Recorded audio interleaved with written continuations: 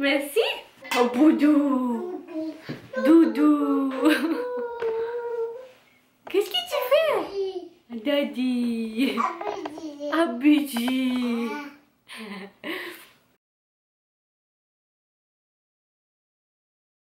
Salut tout le monde, j'espère que vous allez bien aujourd'hui. Alors aujourd'hui, je vous reviens avec une nouvelle vidéo. Oliver est ici. Et il s'en va peut-être, ouais.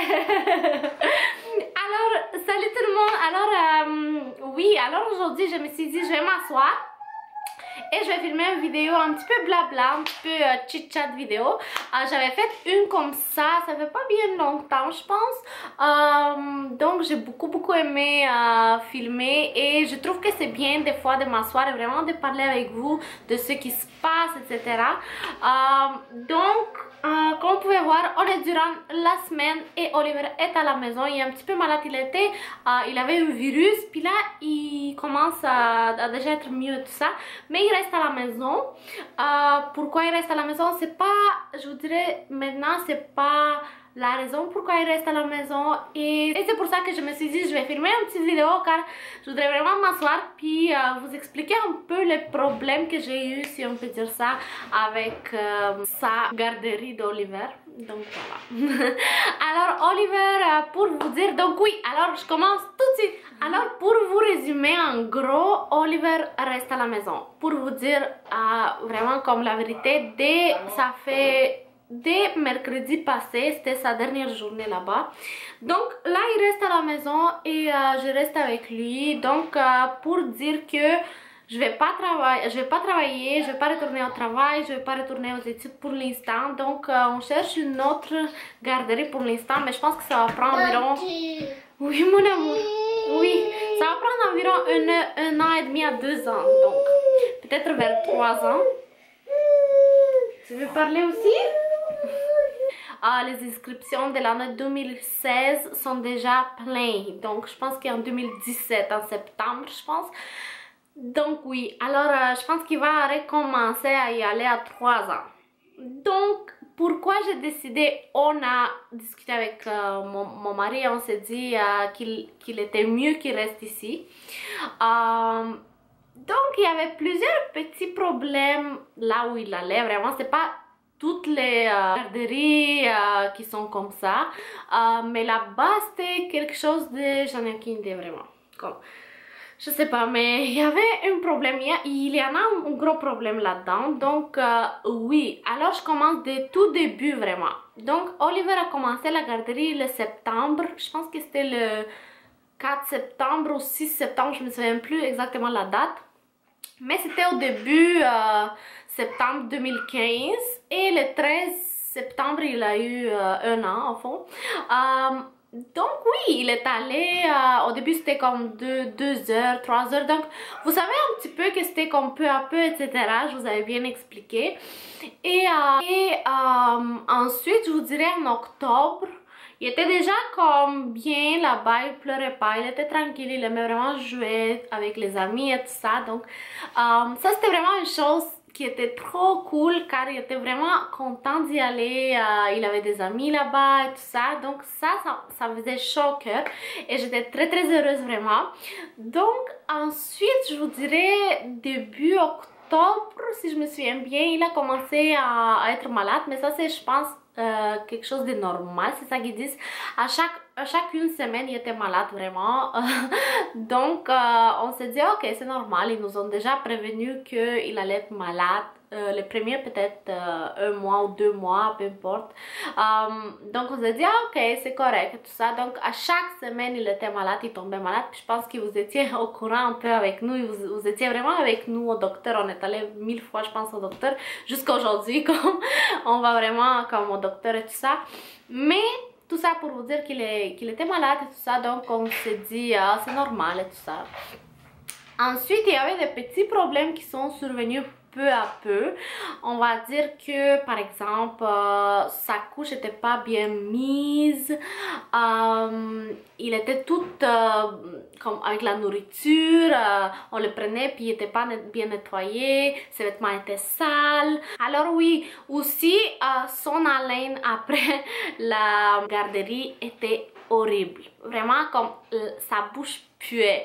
J'en ai aucune idée de ce qu'il mangeait et c'est comme c'était ma préoccupation un peu la nourriture qu'il mangeait et tout, donc je n'étais pas très sûre qu'est-ce qu'il mangeait, est-ce qu'il mangeait bien. Il était toujours comme son ventre était gonflé, mais vraiment gonflé, puis sa bouche puait tout le temps. J'en ai aucune idée pourquoi, mais je me demandais est-ce que la nourriture était fraîche, est-ce que la nourriture était bien préparée, est-ce que comme plein de, de questions, puis je pense que c'est normal car maman, je pense qu'on est vraiment préoccupée, puis moi je suis une personne qui fait confiance très difficilement, puis je veux dire pour lui c'est encore pire, comme il faut vraiment que je sois en confiance avec les gens à qui je les laisse. Si je suis pas en confiance, je me sens pas bien, je me sens triste, je me sens coupable, je me sens mal, donc ça empire les choses vraiment. Alors ça a commencé par des petites choses comme ça, la couche était mal mise, ce que je veux dire là c'était comme très serré. Donc vous savez qu'il y en a deux choses qu'on met. Donc eux ils ont mis une chose comme ça puis l'autre sur l'autre. Donc il était vraiment très serré la couche à chaque jour. Et je me suis dit peut-être elle s'est trompée, peut-être c'était pas bien fait, je n'ai aucune idée. Mais à chaque jour c'était la même chose. Donc là je me demandais des choses. Et en plus, au début, je me souviens, plusieurs journées, on le prenait puis il était même pas changé. Même pas. Il y avait des pipis, des caca dans la couche, donc il n'était pas changé. Ce qui était comme préoccupant pour moi, vraiment. Il manquait d'éducatrice là-bas, donc tous les enfants un peu de tous les âges étaient mélangés. Puis c'est pas normal que vous, comme dans le groupe de moins de 1 an et demi, il y en a des enfants de 4 ans ou 5 ans, donc ça c'est pas normal. Alors, il manquait d'éducatrice, il y avait plusieurs problèmes et ça a commencé à me faire vraiment comme jusqu'à là, j'étais vraiment jusqu'à là, mais toujours je me disais comme calme-toi, tu exagères peut-être, je n'ai aucune idée, tout ça, donc je me sentais un peu comme une mère qui est trop protectrice peut-être, qui exagère les choses, je n'ai aucune idée, mais j'étais vraiment préoccupée car je me suis dit mais il me semble que c'est pas normal. Donc je me suis dit il y a quelque chose qui cloche, il y a quelque chose qui cloche, je me suis dit comme peut-être c'est moi, puis là on parlait avec mon mari, je parlais avec ma mère, je dis est-ce que c'est moi qui est paranoïaque ou quelque chose, je n'ai aucune idée, mais même ma mère elle n'a pas trouvé ça normal. Comme vous savez, il a eu un virus, ça fait mercredi il a attrapé un virus. Je ne sais pas si je vous avais dit, mais je vous avais raconté tout en détail, sûrement pas. Mais la nuit, il a vomi. Il a vomi, donc c'était vraiment horrible, une nuit vraiment horrible. Il s'est réveillé à comme il était réveillé jusqu'à, je dirais qu'il s'est comme je l'ai mis dans le lit à 8 h, il s'est réveillé à 9 h, jusqu'à 2 h, il pleurait, il criait, il avait mal au ventre, il vomissait, il toussait. C'était vraiment comme une intoxication alimentaire mélangée avec un virus, donc c'était vraiment l'enfer.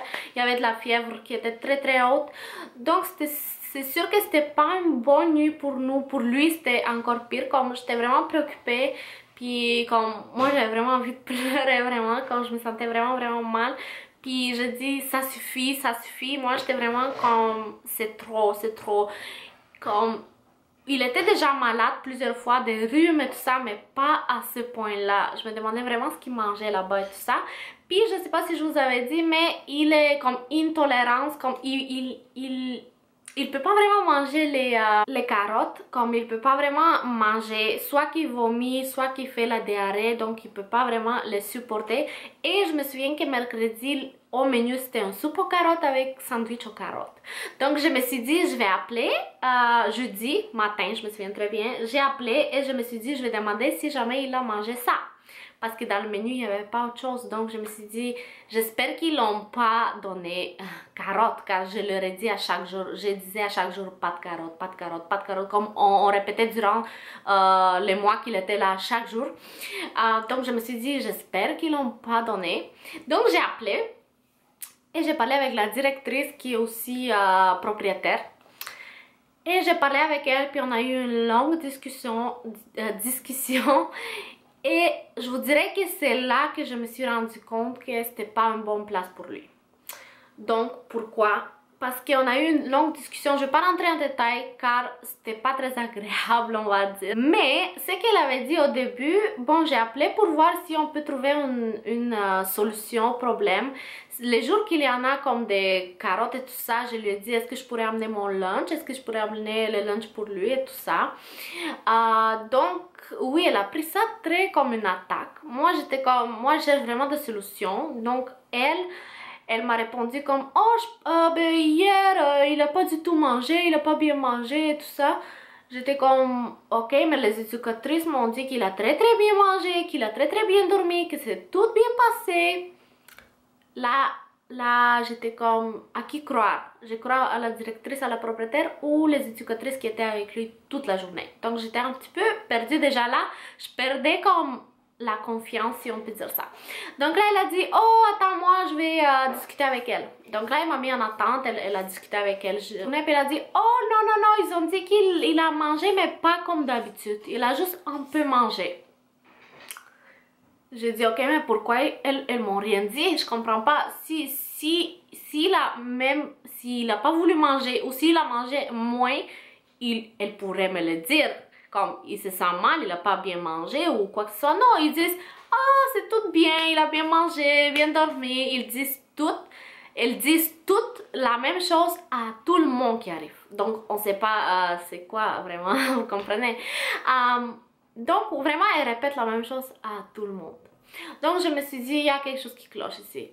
Donc là je dis ok, mais vous avez dit qu'il avait pas mangé, là vous me dites qu'il a un peu mangé, mais est-ce qu'il a mangé des carottes? Est-ce qu'il a mangé la soupe aux carottes? Est-ce qu'il a mangé le sandwich aux carottes? C'est quoi qu'il a exactement mangé?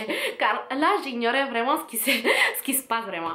Donc là elle m'a dit oh ne t'inquiète pas, on lui a comme il a comme mangé juste on lui a préparé des œufs.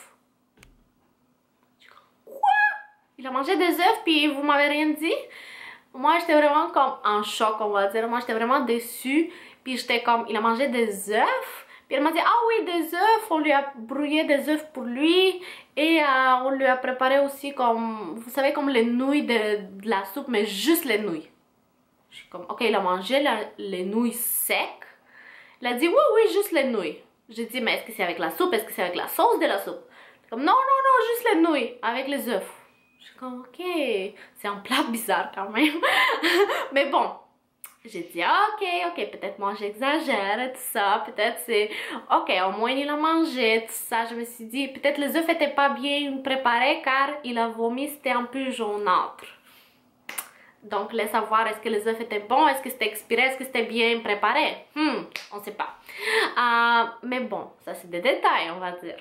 Donc là ensuite, j'ai rien dit vraiment. Elle a continué à parler. Puis là, je vais pas rentrer trop en détail, mais je vais vous dire en gros. Elle m'a dit, oh, vous savez, il y a des garderies qui font des plats congelés. Je savais même pas. Moi, je savais même pas ça. Elle a dit, oh, il y a des garderies qui font des plats congelés. Vous avez de la chance parce qu'ici, on a une cuisinière qui prépare des plats frais à chaque jour. Est-ce que c'est vrai? C'est ça que j'étais comme... Dans ma tête, j'étais comme, est-ce que c'est vrai qu'elle prépare des plats chaque jour? Là, je me le demande, car elle me dit premièrement qu'il y en a qui font des plats congelés. Donc là, je me suis dit, quoi? Je savais même pas ça. Pourquoi elle me dit ça? Ça n'a aucun rapport de ce qu'on parlait. Non, en tout cas. Elle a dit, oh, ton fils, sûrement il a attrapé de la gastro. J'ai dit écoutez, ce n'est pas de la gastro, pas du tout, car il n'a pas fait popo, il n'a pas fait comme des selles, il n'a pas eu de selles, il n'a pas fait la diarrhée, rien. Puis là elle a dit oh mais vous savez de la gastro, ça arrive comme ça, donc s'il est encore malade, s'il vous plaît, qu'il reste à la maison encore 2-3 jours. Je suis comme mais il n'a pas la gastro, je l'ai dit 5 fois. Et ensuite on est allé au docteur. La journée prochaine, comme vendredi, on est allé à la clinique et ils ont dit qu'il avait juste un virus, vraiment comme un virus. Puis c'est sûr qu'il avait mangé quoi que ce soit comme à cause qu'il avait vomi, donc c'est sûr que c'était un aliment qui n'était pas bien préparé, soit j'avais aucune idée, mais c'était un virus mélangé avec peut-être un virus alimentaire ou un truc de ce genre. Donc c'était pas de la gastro. Ça avait aucun rapport vraiment, mais bon, Donc on revient. Donc là c'était jeudi que je discutais avec elle et tout ça, jeudi. Donc là elle disait écoutez madame, elle m'a répété 4 fois je pense la même chose. Vous avez beaucoup de la chance d'être ici parce que moi j'ai une amie qui voulait rentrer puis il n'y avait pas de place puis blablabla. Vous êtes chanceux, vous avez vraiment de la chance de trouver une place ici parce que c'est très difficile, trouver une garderie. Ça, je suis consciente à 100% que c'est difficile, oui. Parce qu'elle dit on est chanceux, mais après qu'Oliver est rentré en septembre 2015, il y en a 4 autres enfants qui sont rentrés. Est-ce qu'ils sont chanceux aussi comme nous? Une très belle question, je pense. Car il y en a 4 enfants qui sont partis et d'autres qui sont rentrés. Mais par rapport, c'est pas au début de l'année, c'est rentré comme exemple un enfant par mois.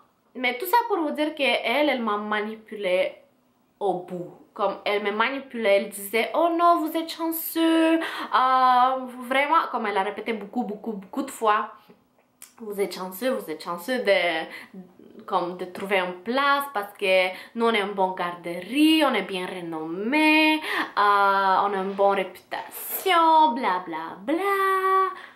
Là j'ai écouté ça puis j'étais comme, j'avais juste appelé pour demander s'il avait mangé de carottes puis pour trouver une solution, c'était tout. Là, elle est partie vraiment me manipuler, vraiment par rapport à ce que je parlais. Puis, j'ai pas aimé son attitude. Vraiment, la manière qu'elle me disait les choses, c'était agressif un peu. Elle croyait vraiment que je l'attaquais en l'appelant, en lui disant que il allait pas bien, tout ça. Elle était vraiment sur la défensive, si je peux dire ça. Elle disait tout le temps, elle disait, c'est impossible que Oliver a attrapé quoi que ce soit ici.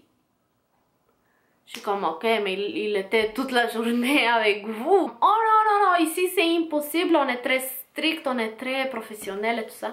J'étais comme... Mais c'est sûr que c'est pas facile de trouver une bonne garderie, je pense. Donc, jeudi, après que j'ai parlé avec la directrice propriétaire, j'étais vraiment déçue, j'étais en choc. Je pouvais pas croire qu'elle m'a tellement dit des choses par rapport à ce que j'avais appelé. J'avais appelé vraiment pour résoudre le problème qui était déjà à la base. Parce que Oliver était mal, mais vraiment mal. Il pouvait pas respirer la nuit, il vomissait, il s'étouffait, il toussait, il pouvait vraiment pas respirer, c'était l'enfer, il y avait une grosse fièvre. Donc, je me dis... Et elle aussi, elle a deux enfants. Donc, je me dis, en tant que mère, je pense qu'elle me comprendrait vraiment. Donc, c'est sûr que je me disais, elle trouverait une solution. Parce que moi, j'aimerais qu'il aille là-bas. J'aimerais trouver une solution pour qu'il soit mieux, pour qu'il n'y ait pas de problème, pour qu'il soit heureux. Elle m'a dit, oh, ben, on essaiera la semaine prochaine la soupe pour voir ce qui se passe. C'est pas une expérience scientifique, excuse-moi mon enfant, vous comprenez un peu, donc l'attitude j'ai pas très beaucoup, je n'ai pas beaucoup aimé, c'était pas, pour moi c'était pas agréable premièrement, c'était pas professionnel du tout. Donc Oliver il reste avec moi maintenant et c'est sûr que je suis un peu déçue de la garderie, je suis un peu déçue de tous ces problèmes qu'on a eu durant des mois, je veux dire, durant des mois que j'étais vraiment préoccupée pour Oliver tout le temps vraiment, est-ce qu'il mange bien, est-ce qu'il dort bien, est-ce qu'il est heureux, etc. Vraiment, je pense qu'en tant que mère, on est toutes préoccupées, je pense, pour le bien-être de notre enfant. Et je pense que c'est normal, au fond.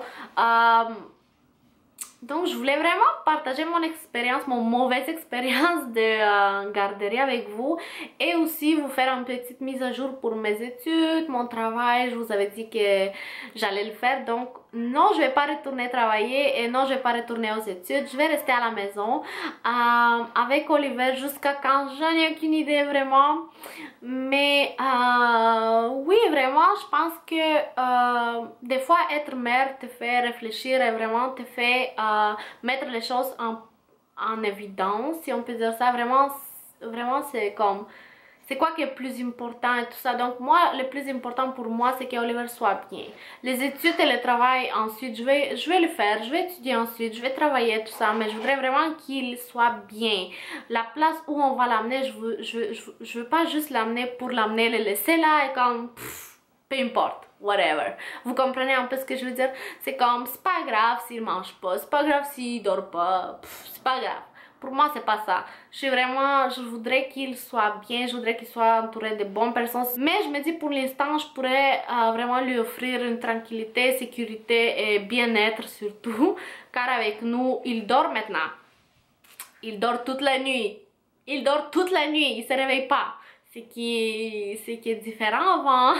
Il allait là-bas, il se réveillait, j'en ai aucune idée pourquoi. Est-ce que c'est à cause de la garderie? On saura jamais. Mais je veux dire, c'est juste des petites coïncidences comme ça qui te font comme voir que il est mieux ici à la maison. Donc oui, c'est vraiment être maman, c'est la chose la plus importante pour moi. Et le bien-être d'Oliver, c'est la chose la plus importante pour moi. Oliver, c'est la chose la plus importante pour moi. Et j'espère que... oui, j'espère qu'il va être heureux avec moi. Et voilà. Alors voilà. Donc merci beaucoup pour m'écouter. Merci d'être là vraiment durant toute cette aventure de maman, grossesse et toutes ces belles choses là.